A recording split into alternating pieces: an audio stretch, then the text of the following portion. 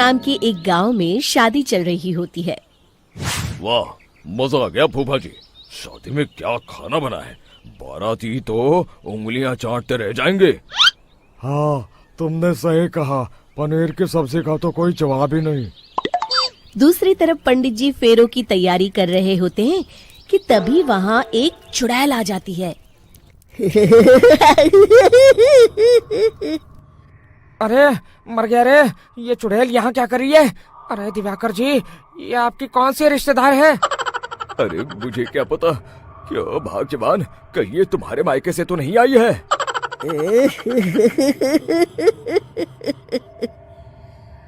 तुम लोगों की इस गांव में बारात लाने की हिम्मत कैसे हुई?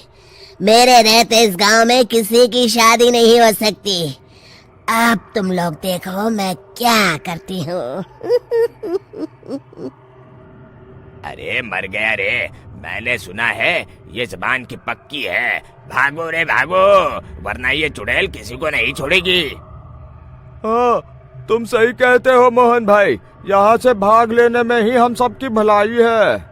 देखते ही देखते शादी के मंडप में भगदड़ मच जाती है और चुड़ैल सब कुछ उजाड़ कर रख देती है। फिर एक दिन मोहन की शादी तय हो जाती है। अरे भाई, अगले हफ्ते मेरी शादी तय हो गई है, लेकिन इस चुड़ैल की दहशत के मारे तो मेरे हाथ पैर कांप रहे हैं। अरे मोहन, तुम्हारा दिमाग तो खराब नहीं हो गया? तुम अपने साथ साथ हम सब गांव वालों को भी बलि का बकरा बनाना चाहते हो? उस चुड़ैल के रहते तुमने अपनी शादी के बारे में सोच भी कैसे लिया? देखो गोपाल, डर तो मुझे भी लग रहा है, लेकिन उस चुड़ैल के डर से मैं जिंदगी भर कुंवारा तो नहीं रह सकता। तभी वहाँ मोहन के होने वाले ससुर आ जाते हैं। अरे ससुर जी, आप?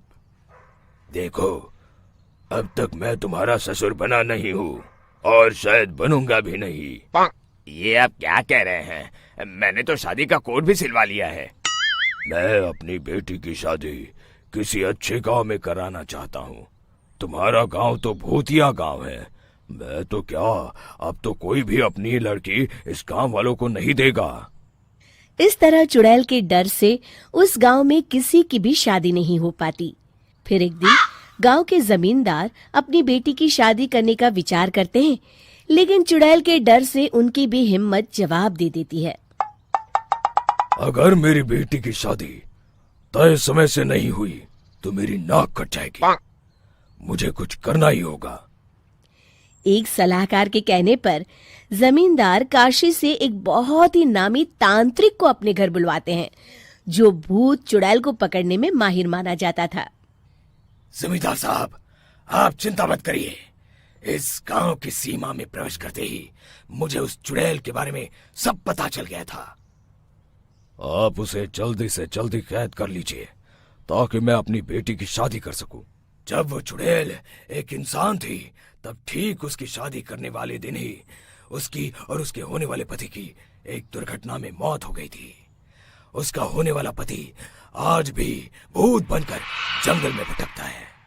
इसलिए जब तक चुड़ैल की शादी नहीं हो जाएगी, वो किसी और की भी शादी नहीं होने देगी। ये आप क्या कह रहे हैं? अगर वो भूत भी हमारे गांव में आ गया तब हमारा क्या होगा? ये आदमी बीच में बहुत बोलता है, इसे बाहर निकालो। उसके बाद तांत्रिक बताते हैं कि अगर उस भूत के साथ चुड़ैल की शादी करा दी जाए तो वो चुड़ैल हमेशा हमेशा के लिए उस गांव को छोड़कर चली जाएगी। जमींदार साहब, आप अपनी बेटी की शादी की तैयारी शुरू कर दीजिए। मैं कुछ गांव वालों को अपने साथ लेकर उस भूत को ढूंढने जंगल की ओर जाता हूँ। इस तरह जमींदार निश्चित होकर अपनी बेटी की शादी करवाने लगते हैं, लेकिन तभी वहाँ चुड़ैल आ जाती है। मैंने तुम गांव वालों को समझाया था ना कि इस गांव में कभी कोई शादी नहीं करेगा। लगता है तुम लोग मुझे हल्के में ले रहे हो। चुड़ैल जमींदार की बेटी को उठा लेती है।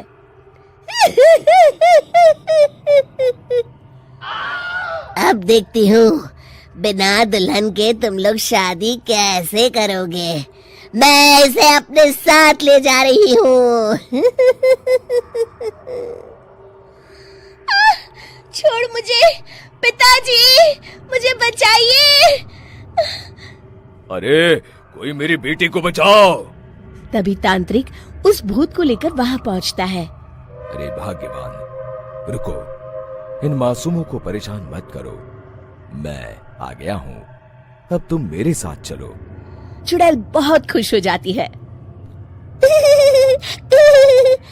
आप आ गए, चलिए अब हम मंदिर में चलकर शादी कर लेते हैं। अरे अरे अरे अरे, ये क्या कह रही हो?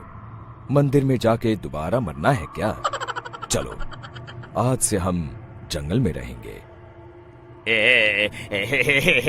चुड़ैल चली गई, अब मेरी शादी हो जाएगी। इस तरह सभी गांव वाले खुशी से झूमने लगते हैं।